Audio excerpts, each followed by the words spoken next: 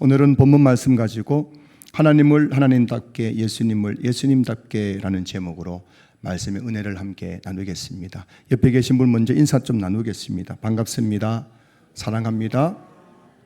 축복합니다. 축복합니다. 우리 교회 등록하신 새가족분들이 늘 저에게 하실 말씀이 있어요. 교회에 등록하고 나서 이 교회에 정착하기까지 벽이 너무 높은 것 같습니다.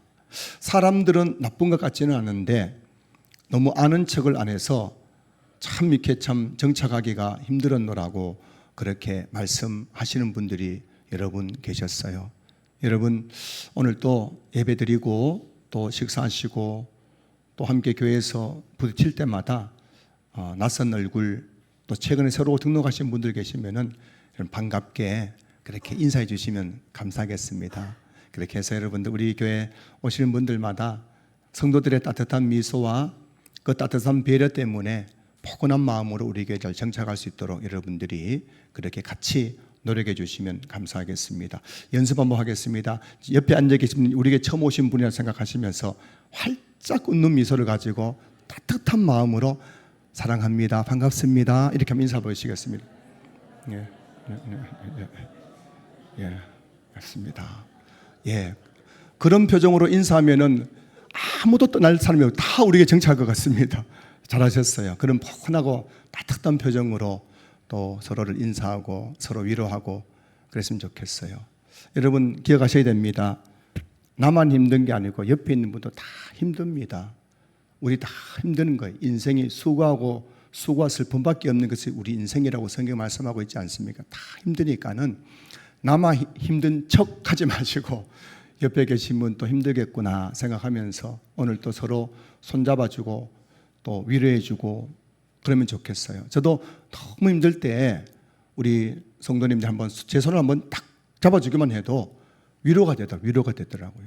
여러분들이 그래서 오늘 손잡아주고 위로해주고 또 격려하고 그런 성도의 아름다운 교제가 풍성한 예배, 교제가 풍성한 이 주일, 그리고 이 예배 가운데 하나님의 그 충만한 풍성한 은혜를 경험한 예배가 될 수 있기를 소망합니다. 예수님께서 어느 날 베다니 나병 환자 시몬의 집에서 식사를 하고 계실 때에 한 여자가 매우 귀한 항류 옥합을 가지고 와서 식사하시는 예수님 머리에 확 부어버렸습니다. 조금 한 방울 부은 것이 아니라 항류 옥합이라는 그 항아리를 들고 와서 그것을 다 예수님 머리에 부어버렸어요. 그러니 예수님의 지금 머리에서부터 온몸이 항류 기름으로 잘 흘러내리는 겁니다. 그리고 그 항류는 향이 또 아주 진하기 때문에 아마 그 방 안에 그 향유의 향이 다 진동을 했을 것입니다. 향유 한 옥합의 가치는 당시 돈으로 한 300데나리온쯤 됩니다. 그 당시 노동자의 하루 노동한 노동자의 임금이 한 달란트라고 합니다.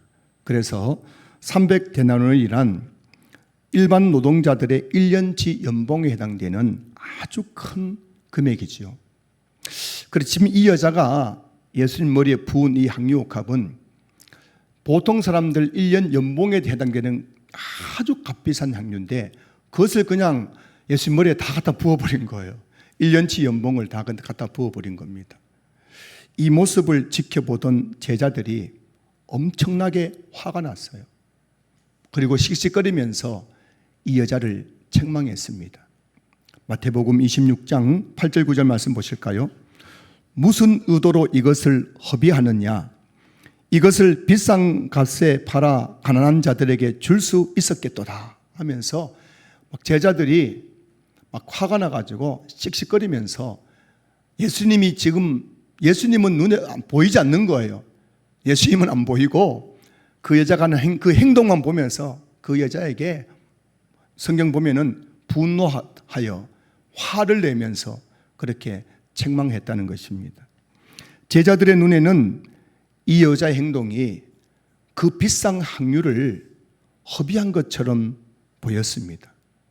그 비싼 향유를 팔아서 가난한 자들에게 나누어 주는 것이 훨씬 더 귀한 일이라고 제자들은 생각했다는 것입니다. 그런데 예수님의 생각은 달랐습니다. 예수님께서 제자들에게 말씀하십니다. 이 여자가 한 일은 돈을 허비한 것이 아니라 내게 좋은 일을 한 것이다. 지금 이 여자가 내 몸에 향유를 부은 것은 내 장례를 위하여 한 일이라고 말씀하셨습니다. 이 사건이 일어난 지 얼마 후 예수님은 온 인류의 죄를 짊어지시고 십자가에 달려 돌아가셨습니다. 사람이 죽으면 그 몸에 기름을 발라서 염을 하지 않습니까? 지금 이 여자가 한 행동은 얼마 후에 있을 예수님의 그 장례식에 염을 하는 것을 준비하는 행동이었다고 예수님께서 말씀하고 계신 거예요. 사랑하는 성도 여러분, 예수님은 우리의 죄를 대속하기 위해 십자가에 달려 피 흘려 돌아가셨습니다. 죄로 말미암아 지옥에 갈 수밖에 없는 저와 여러분들을 죄에서 구원하여 천국 가게 하기 위해 그 모든 고난을 당하셨습니다. 그런 예수님의 머리에 항유 옥합을 부은 것을 바라보면서 제자들은 허비하는 것이라고 분노하고 책망했지만 예수님은 그것은 잘한 일이라고 말씀하신 거예요. 성도 여러분, 과연 항유 한 옥합으로 구원을 얻을 수 있겠습니까? 노동자들의 1년치 연봉 해당되는 그 항유 한 옥합을 가지고 우리가 구원을 살 수가 있겠습니까?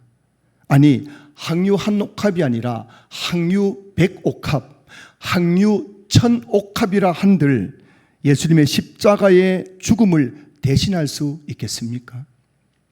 제자들의 눈에는 예수님의 머리에 부어진 항유가 허비요 낭비처럼 보였지만 예수님의 눈에는 그것은 허비가 아니라 온 인류의 죄를 담당하신 예수님을 예수님답게 대우해 드리는 거룩한 헌신이었다고 말씀하고 계신 거예요. 제자들의 시각으로 성경을 보면 성경에서 가장 낭비스럽고 사치스럽게 만들어진 건물이 바로 성전입니다.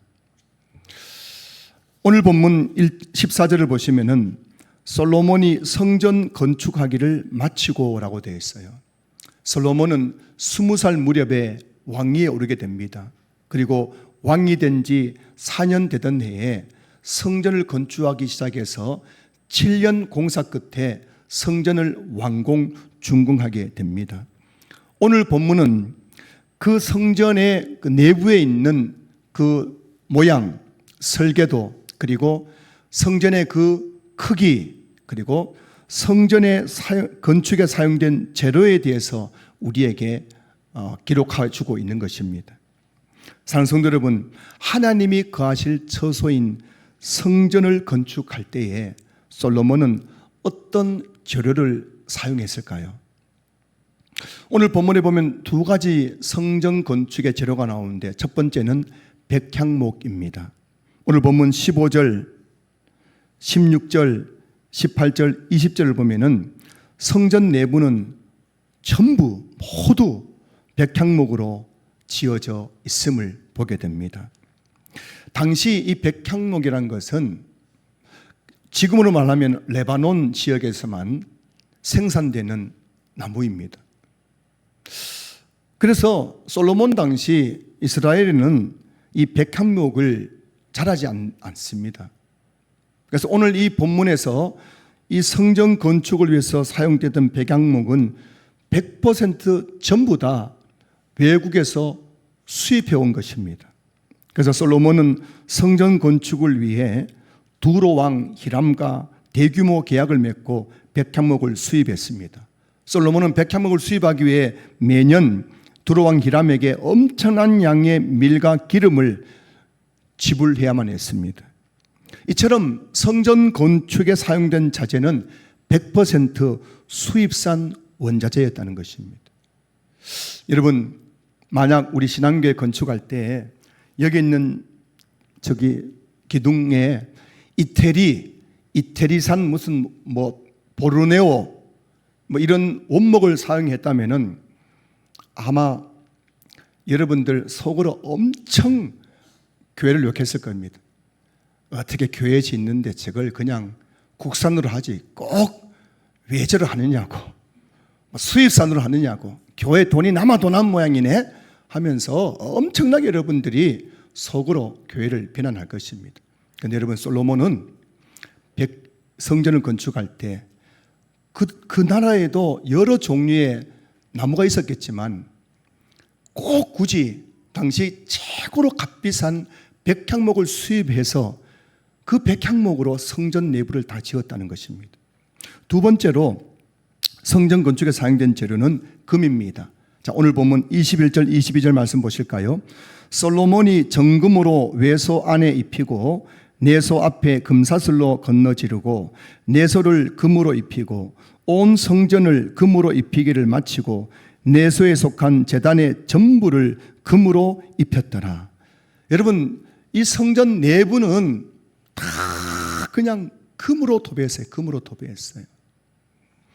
어떤 부자는요, 너무 돈이 많으니까는 화장실 변기도 금으로 만들었대요.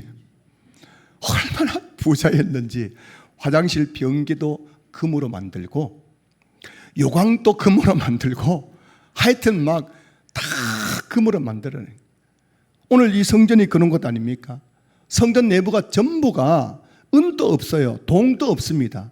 전부가 다 그냥 금으로 도배가 되어 있습니다. 요즘도 금이 귀하지만 솔로몬 당시에는 금은 엄청나게 귀한 보석이었습니다. 금은 부와 영광을 상징했고 왕권의 신성함을 상징했기 때문에 왕들이 왕궁을 지을 때도 다 금으로 도배를 했어요. 내가 이만큼 대단한 사람이라는 걸 보여주기 위해 했던 것입니다. 지금 성전을 짓는데도 온통 다 금으로 도배를 했는 거예요. 사랑하는 성도 여러분, 성전을 건축하는 데 사용하는 백향목과 금의 양이 오늘 본문 내용을 이렇게 추산해 보면은 엄청난 양입니다. 그런데 그 엄청난 성전 건축 비용이 어디에서 나왔을까요? 물론 솔로몬의 국가를 운영하는 예산에서 나온 부분도 있겠지만 성경 전체를 보면은 백성들에게 하나님께 성전 지을 거니까는 예물을 바쳐라 해가지고 백성들에게 예물을 걷어서 이 성전 비용을 충당했다는 것입니다. 여러분, 당시 백성들이 어떻게 살았을까요? 제가 어느 책에 봤는데요, 조선시대 왕보다 요즘 우리나라 평범한 서민들이 삶이 더 좋다고 합니다. 요즘은 30평 아파트에 사는 분들은 뭐 아파트든 뭐 그 빌라든 상관없이요, 조선시대 왕보다 더 안락하고 편안하게 산다고 합니다. 그만큼 여러분, 요즘 이 시대가 잘 사는 시대 아닙니까? 근데 여러분, 이 당시에 이 백성들은 정말 어렵게 살았습니다. 하루하루 먹기 살기도 빠듯한 사람들이었습니다. 그런데 그들에게 성전 건축할 비용을, 헌금을 요구했고 백성들이 성경에 보면은 기꺼운 마음으로, 즐거운 마음으로 그 예물을 드렸다는 겁니다. 그렇게 성도들, 어려운 성도들 주머니에서 예물을 받아가지고 그 예물 가지고 솔로몬이 한 일은 성전 건축할 때 금으로 도배해버린 겁니다.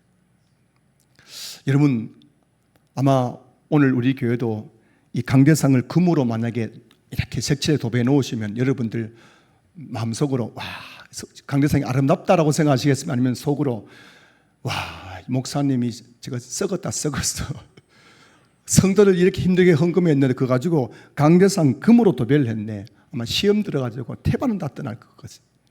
그래서 솔로몬은 그렇게 지금 성도들이 어렵게 살아가면서 하나님께 드린 예물을 가지고 금으로 성전을 도배했다는 거예요.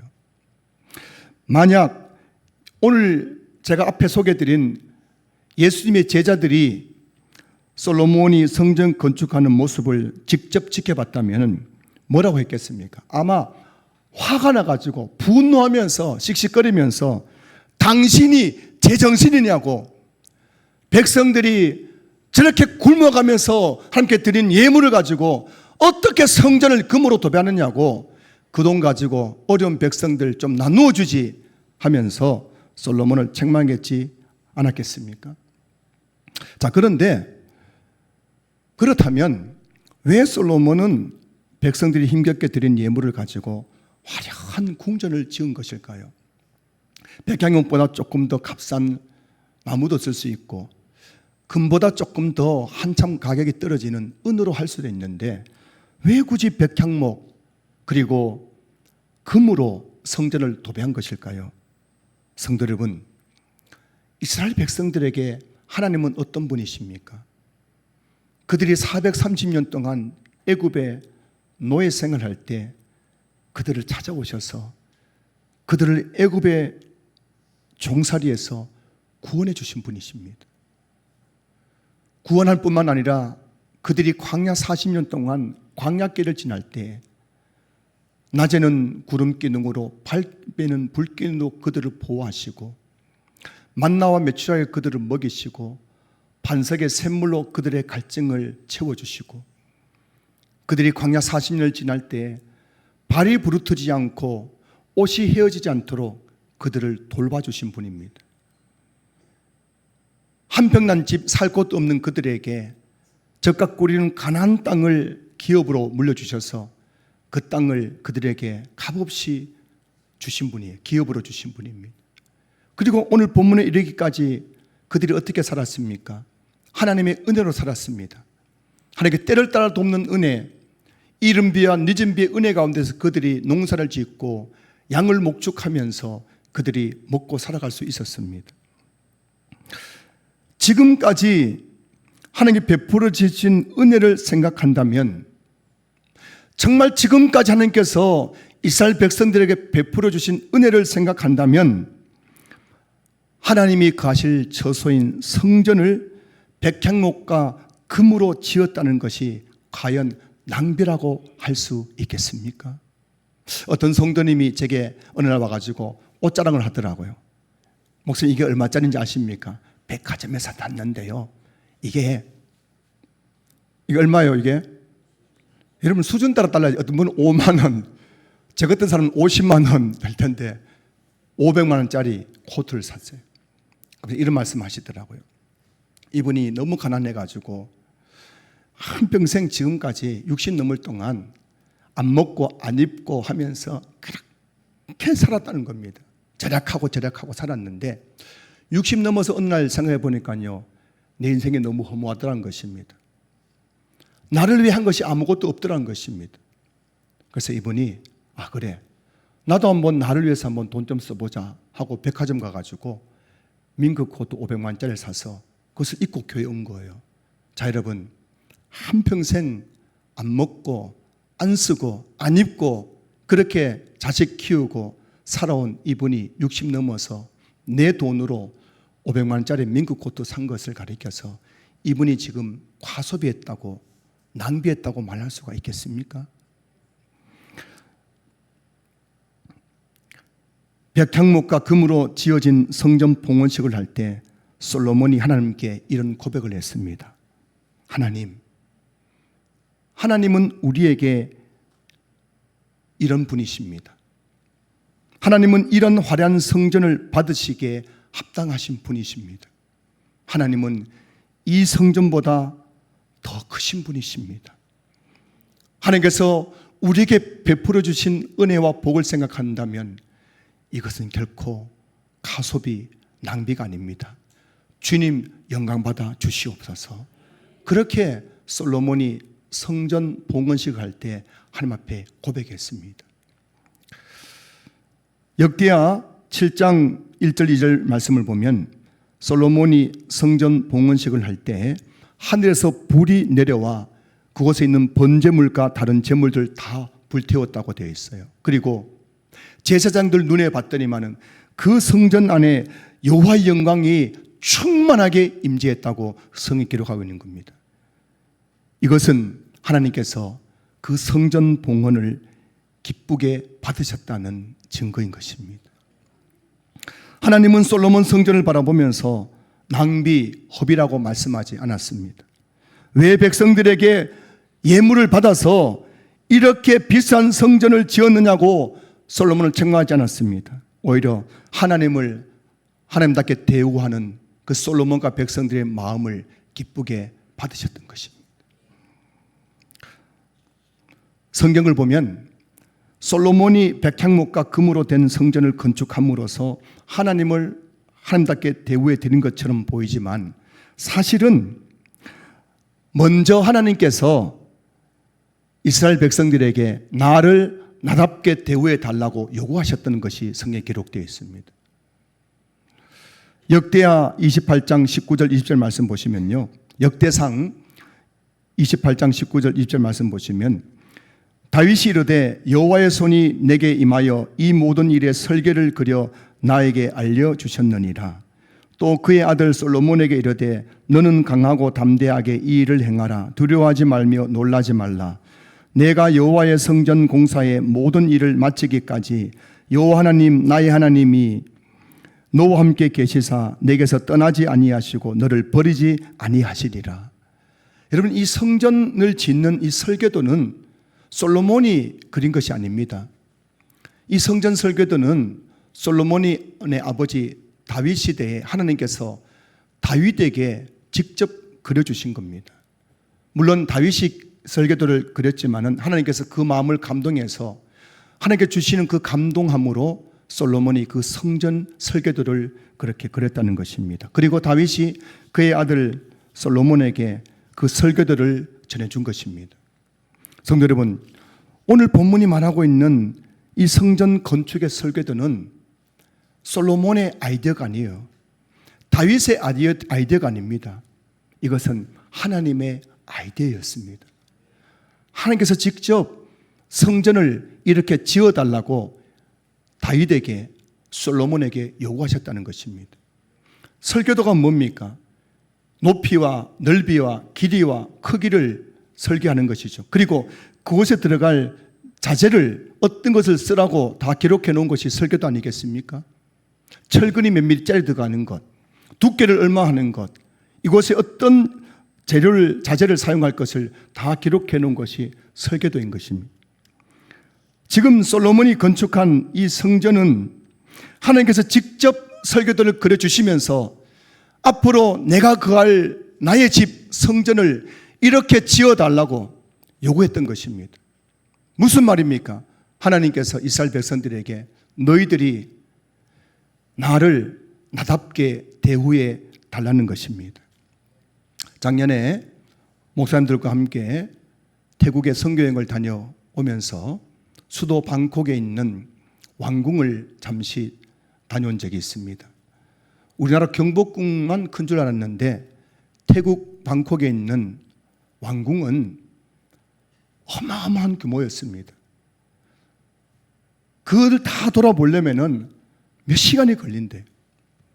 그 어마어마한 궁전을 밖에는 황금빛으로 다 도배를 해놨습니다. 그래서 햇빛이 비칠 때에 그 강을에 있는 배를 타고 그 왕궁을 바라보면 그 왕궁이 황금빛으로 반짝반짝 빛나는 것을 보게 되는 것입니다.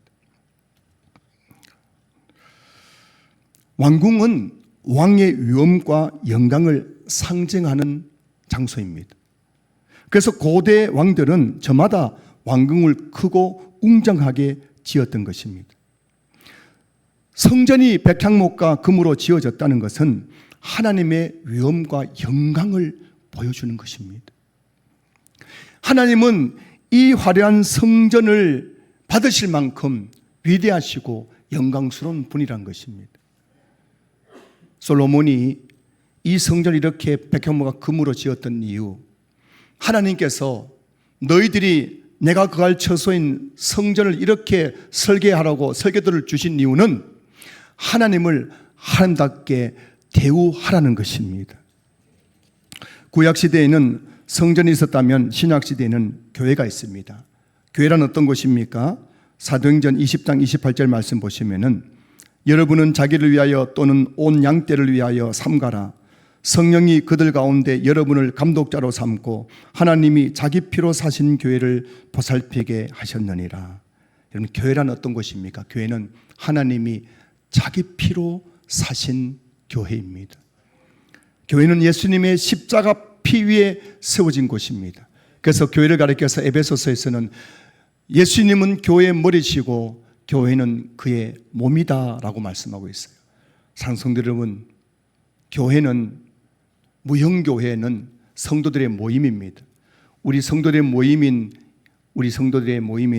이 무형교회는 그리스도의 몸인 것입니다. 저와 여러분들은 그리스도의 몸인 것입니다. 그 성도들이 모여있는 이 예배당은 예수님이 가시는 처소인 것입니다. 신축 아파트에 입주하면서 많은 분들이 그냥 입주하는 경우가 별로 없습니다. 고급 아파트일수록 그런 브랜드 있는 건축회사에서 값비싼 자재를 사용해서 아파트를 지어놨는데 입주하면서 많은 사람들이 거기에 있는 거 다 뜯어내고 수천만 원, 수억을 들여서 리모델링 공사를 해서 입주하는 모습을 보게 됩니다. 여러분, 이미 건설사에서 좋은 자재를 사용해서 아파트를 지어놨는데 왜 그것을 다 뜯어내고 또 수천만 원 들여서 리모델링 하는 것일까요? 이건 낭비 아닙니까? 하지만 그렇게 하는 분들의 것은 낭비가 아니에요. 이 집은 어떤 것입니까? 사랑하는 우리 가족들이 살아갈 공간인 것입니다. 그렇기 때문에 사랑하는 우리 가족들이 살아갈 이 공간인 이 집을 수천만 들여서 리모델링 공사하더라도 그들에게는 그것은 낭비가 아닌 것이지요. 남들이야 욕할지 모르지만 그 집주인에게는 그것은 결코 낭비가 아닙니다. 내 사랑하는 가족들이 이곳에서 살아갈 공간이기 때문입니다. 교회는 내 사랑하는 예수님의 몸입니다. 그렇기 때문에 예수님의 몸을 아름답게 장식하고 꾸미는 것은 절대 낭비가 아닙니다. 교회를 아름답게 장식하고 꾸미는 것은 예수님을 예수님답게 대우해 드리는 것입니다. 한 번은 우리 주일학교 어떤 아이가 제가 보기엔 너무 착한 일을 해가지고 내가 돈이 없어요. 지갑에도 돈이 없어요. 그래서 내가 너 이제 좀 뭔가 좀 이 감사 표현을 하고 싶은데 내가 지금 아무것도 없어서 내 마음을 너에게 전달해 주겠게 정말 네 오늘 잘했다 했더니만 그 아이가 제게 그러더라고요. 저를 바라보면서 목사님 마음은 필요 없고요. 돈을 주든지 뭘 달라는 겁니다. 마음이 필요 없대요. 마음. 그 마음은 필요 없고 뭔가 달라는 겁니다. 뭘 사주든지 돈을 주든지. 여러분, 오늘 강단을 보십시오. 뭔가 달라지지 않았습니까? 아름다운 화분으로 장식되어 있습니다. 몇몇 성도님들이 주님의 몸 되신 교회를 또 강단을 아름답게 좀 장식하고 싶어서 헌물하신 것입니다. 이야기 들어보니까요, 한 달에 10만 원을 주면은 2주에 한 번씩 와서 이 화분을 관리해 주고 2달마다 새로운 화분으로 이걸 또 교체해 준답니다. 왜 교회 강단을 이렇게 비싼 돈을 들여 장식하는 것일까요? 한 달에 10만 원이면은 선교사님 한 분을 후원할 수도 있는 돈이고 한 달에 10만 원이면 더 귀하고 의미 있는 곳에 사용할 수 있을 텐데 고작 이 강단에 화분 몇 개 갖다 놓는다고 10만 원 쓰는 것이 어떻게 보면 이게 허비하는 거 낭비한 것 아닌가 싶은 마음이 들지도 모르겠습니다. 사랑하는 성도 여러분, 왜 교회 강단을 이렇게 비싼 돈을 들여 장식하는 것일까요? 그 이유는 교회는 그리스도의 몸이기 때문입니다. 내 몸이 소중하기 때문에 값비싼 옷으로 내 몸을 치장하고 내 집이 소중하기 때문에 수천만 원, 수억을 들여서 그 집을 리모델링하는 것처럼 교회는 그리스도의 몸이요 그리스도께서 거하시는 집이기 때문에 우리는 교회를 아름답게 장식하고 아름답게 꾸며야 하는 것입니다. 다음 주일은 추수감사주일입니다. 추수감사주일에는 한 해 동안 하나님께서 베풀어 주신 은혜에 감사하는 마음으로 감사 헌금도 드리고 또 감사 헌물도 헌물로 강단을 장식하게 됩니다. 다음 주일 이 강단은 여러분들이 헌물하신 과일과 채소로 아름답게 장식되어 있을 것입니다. 왜 추수감사주일에 돈 들여서 과일을 사고 힘겹게 농사지은 배추, 무, 호박 이런 것을 교회에 가지고 와가서 이곳에 장식해야 되는 것일까요? 너무 번거롭지 않습니까? 그냥 간단하게 그냥 추수감사 예배 드리고 헌금 좀 하고 끝내면 되지. 굳이 여기다 강단에다가 무슨 막 과일과 채소를 쌓아놓고 누구 보란 듯이 그렇게 할 필요가 있느냐. 이게 허례허식 아니냐. 이게 허비고 낭비 아니냐. 그렇게 세상 사람들은 생각할지 모르지만 여러분, 하나님께서 지난 1년 동안 베풀어 주신 은혜를 생각해 보십시오.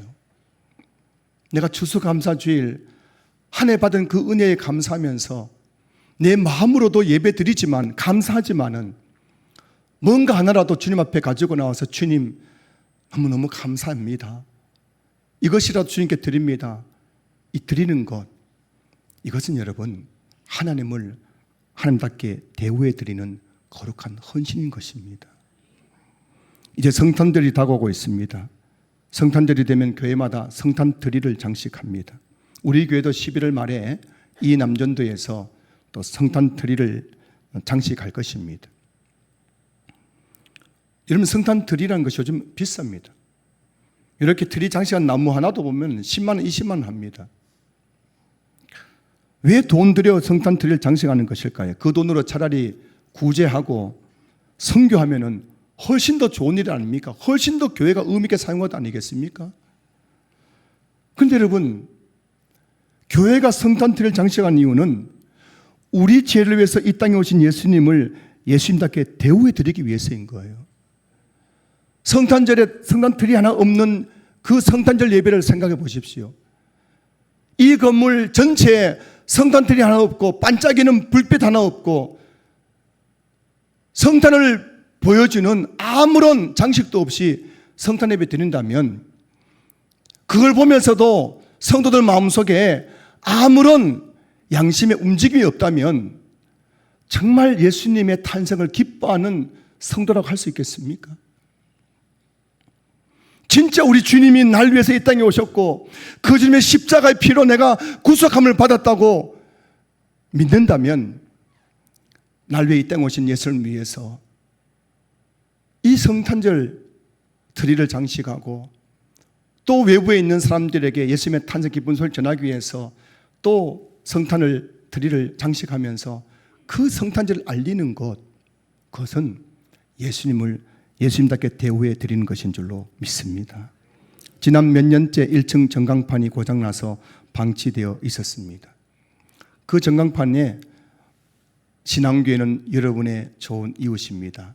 주일 오전 예배는 11시에, 오후 예배는 2시 반에 드립니다. 그렇게 늘 글이 지나가면서 이곳을 지나는 많은 분들에게 우리 교회를 알렸었는데 몇 년 전에 그것이 고장났어요.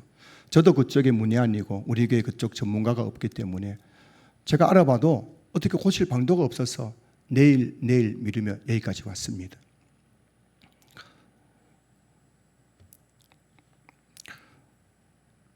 그리고 교회 종탑에 네온 사인이 고장이 나서 오랫동안 방치되어 있었어요. 종탑에 보시면 십자가가 있고 그 밑에 신한교회라고 사방으로 네온 사인 불빛이 밤마다 이 대한민국을 밝히고 있었습니다. 그 십자가와 신한교회 불빛 보면 우리에게 등록한 분도 계셨고 몇몇 분들은 그 십자가 바라보면서 그 네온 사인에 나오는 신한교회를 바라보면서 마음의 위안을 얻는 분들도 계셨습니다. 그런데 그것이 지금 전구가 터져가지고 이 교체할 방법이 없어서 몇 년째 오랫동안 방치되어 있었습니다. 그 모습을 지켜보면서 저는 목회자로서 정말 마음이 아팠습니다. 어떻게 보면 별것 아닐 수 있겠지요. 전광판 고장 난 거 그게 뭐 대단한 일이라고. 십자가에 불이 이 고장 나고 네온사인에 불 나간 게 뭐 대단한 일이라고 생각할 수 있겠지요. 하지만 여러분, 신한교회란 어떤 곳입니까? 예수님이 자기 피로 사신 교회인 것입니다. 그 교회의 상징인 십자가 종탑에 네온사인이 고장이 방치되어 있다는 것은 저의 목회자 양심으로서는 예수님을 예수님답게 대우해 드리지 못하는 거예요. 그걸 보면서 수많은 사람들이 저 신앙교회가 무슨 문제가 있는 모양이네. 저 신앙교회가 지금 교회 분란이 있는 모양이네. 저 신앙교회가 재정적으로 어려운 모양이네. 저 교회는 가면 안 되겠네. 수많은 사람들이 생각을 했을 것입니다. 그런데 지난 주간에 하나님의 놀라운 은혜로 1층 전광판이 수리되었어요. 나중에 꼭 한번 가서 보시기 바랍니다. 글자가 탁 지나가는데 저는 며칠 동안 그것을 계속 바라봅니다. 또 종탑에 있는 네온사인에 불이 환하게 켜졌습니다. 수리가 되었습니다. 그 모습 바라보면서 저는 감격스러워서 눈물이 났어요. 오늘 새벽에도 이른 아침에 일어나가지고 밖에 나가서 십자가 불이 왔는가, 또 네온사인에 불이 켜졌는가 사방을 다 둘러봤어요. 한 바퀴 돌았어요. 그 모습 보면서 너무너무 감사했고, 하나님 좋으시죠? 라고 하나님께 대화를 나누었습니다. 사랑하는 성도 여러분, 교회를 리모델링하고 교회를 아름답게 장식하고 꾸미는 것은 세상 사람들 눈에는 낭비처럼 보일지 모르지만 우리 주님의 눈에는 그것은 결코 낭비가 아닌 것입니다. 우리를 제일 위해 피 흘려 교회를 세우신 예수님을 예수님답게 대우해드리는 성도들의 거룩한 헌신인 것입니다. 주서감사주일 감사 헌물을 이곳에 올려드리는 것, 이것은 여러분 작은 일이지만 예수님을 예수님답게 대우해드리는 것입니다. 한 해 받은 그 놀라운 하나님의 은혜에 감사하여서 여러분들이 정성을 다해서 감사 헌금을 함께 올려드리는 것은 하나님을 하나님답게 대우해 드리는 것입니다. 예수님은 이 강단을 보면서 왜 비싼 화분으로 강당 잔식했느냐고, 그 돈 가지고 좀 어려운 이웃 구제 좀 하지 하면서 책망하지 않으실 것입니다. 도리어 몇몇 성도들의 거룩한 그 마음에서 흘러나와서 이 강단을 아름답게 장식한 것을 보면서 하나님은 기뻐하실 줄로 믿습니다. 말씀을 마무리하겠습니다. 청와대가 개방되면서 수백만 명의 사람들이 청와대를 방문했다고 합니다. 그 수백만 명 중에 저도 포함됩니다. 저도 청와대를 한번 방문하고 왔는데요. 구경 다녀왔는데요. 여러분, 청와대 밖에서 보는 것보다 내부가 훨씬 더 넓고 또 건물도 여기저기 많고 잘 조성되어 있고 지금 또 뭔가 또 공사도 하고 있더라고요. 그 넓은 그 화려한 청와대를 구경하면서 그 많은 사람 중에 단 한 사람도 왜 청와대를 이렇게 크게 지었느냐고 그렇게 불평한 사람 한 사람도 못 봤습니다. 하나같이 와, 대통령 사는 청와대 이렇게 잘 지어졌다고 그렇게 감탄하는 모습만 봤습니다. 여러분, 그 고대 왕들이 자기의 그 위엄과 영광을 상징하기 위해서 의리의리한 왕궁을 지었습니다. 경복궁을 짓고 태국에도 왕궁을 짓고 일본에도 그렇고 나라마다 얼마나 의리의리한 왕궁이 많습니까? 그 왕궁들이 지금은 다 문화재가 되었고 관광지가 되었습니다. 수많은 사람들이 그 나라를 방문할 때마다 왕이 살던 왕궁을 방문합니다. 관광합니다. 그런데 그 관광객들 중에서 누구 하나 그 왕들이 살던 왕궁을 관광하면서 왜 이렇게 비싼 돈 들여서 이렇게 큰 왕궁을 지었느냐고 그렇게 말하는 사람은 아무도 없습니다. 하나같이 감탄을 연발하는 거예요. 와, 대단하다. 야, 이 왕궁을 지은 왕은 정말 대단한 왕이다. 그렇게 그 왕을 존경하고 그렇게 감탄하더라는 것입니다. 반대로 여러분, 교회가 조금 남들 보기에 규모가 크게 지어지고 그 교회 벽 외부에 대리석이라도 붙여가지고 건물 지으면은 지나가는 사람들마다 뭐라고 합니까? 하나같이 교회를 욕합니다. 교회가 썩었다고, 저 목사가 타락했다고 그렇게 교회를 욕하고 비난하죠. 교회 안에 있는 예수님의 제자 같은 사람들도 그렇게 말합니다. 왜 이것을 허비하느냐고. 이렇게 비싼 예배당 지을 바에 그 돈 가지고 선교하고 해외 교회를 개척하면 더 좋을 텐데 라고 그렇게 제자들처럼 분노하고 또 비난하는 사람들도 있겠지요. 근데 여러분 한번 입장을 바꿔 생각해 보십시오. 피조물에 불과한 인간 왕이 사는 궁궐이 그렇게 의리하게 지어진다면, 만왕의 왕이시고 만주의 주가 되시는 하나님이 하시는 성전을 백향목과 금으로 지어졌다고 그것이 낭비를 할 수 있겠습니까? 주님의 피 위에 세워진 이 교회, 주님이 머리시고 그 주님의 몸 되신 교회를 아름답게 화분으로 장식하고 트리로 장식하고 교회를 아름답게 꾸미는 것이 과연 낭비라고 할 수가 있겠습니까? 그것은 바로 하나님을 하나님답게, 예수님을 예수님답게 대우해 드리는 것입니다. 학개 1장 3절 4절 말씀 보십시오. 여호와의 말씀이 선지자 학개에게 임하여 이르시되 이 성전이 황폐하였거늘 너희가 이때에 판벽한 집에 거주하는 것이 옳으냐. 이 배경이 뭐냐면은 바벨론의 침공으로 성전이 다 파괴되었습니다. 그리고 그들이 포로로 끌려갔다가 다시 돌아왔는데, 그들이 포로로 끌려가 돌아온 다음에 그들이 제일 먼저 한 게 뭐였냐면은 내 집 짓는 거였어요. 하나님의 집인 성전이 파괴되어 있는데도 불구하고 사람들마다 내 집을 짓겠다고 막 집을 짓는 겁니다. 그 모습 보면서 하나님께서 학개 선지자를 통해서 그들을 책망하신 거예요.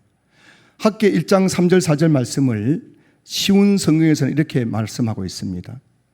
성전이 아직도 폐허로 남아있는데 너희가 그렇게 멋진 집에서 사는 것이 옳으냐라고 이스라엘 백성들에게 책망했던 것입니다. 사랑하는 성도 여러분, 하나님은 하나님답게 대우받으시기를 원하시는 분이십니다. 마음만 받는 것이 아니라 성전을 통해서도 받으시고 교회를 통해서도 받으시기를 원하시는 것입니다. 교회를 아름답게 건축하는 것은 낭비가 아니라 주님을 주님답게 대우해 드리는 것입니다. 성전을 백향목과 금으로 도배하는 것은 낭비가 아니라 하나님을 한답게 대우해 드리는 것입니다. 저는 우리 신한교회가, 그리고 이곳에 있는 우리 성도 여러분 한 분 한 분들이 이 땅을 살아가면서 하나님을 한답게 대우해 드리는 성도 되시기를 주님으로 축복합니다. 예수님을 예수님답게 대우해 드리는 성도 될 수 있기를 주님으로 축복합니다. 늘 마음밖에 없는 성도가 아니라 주님이 내게 베풀으시는 그 창조의 은혜, 구속의 은혜를 기억하시면서 하나님을 하나님답게, 예수님을 예수님답게 대우해 드리면서 주의 몸된 교회를 아름답게 장식하고 꾸미는 성도 되시길 주님을 축복합니다. 여러분들 그 거룩한 헌신을 통해서 하나님이 하나님답게 영광 받으시는 은혜가 있을 수 있기를 주님의 이름으로 축복합니다.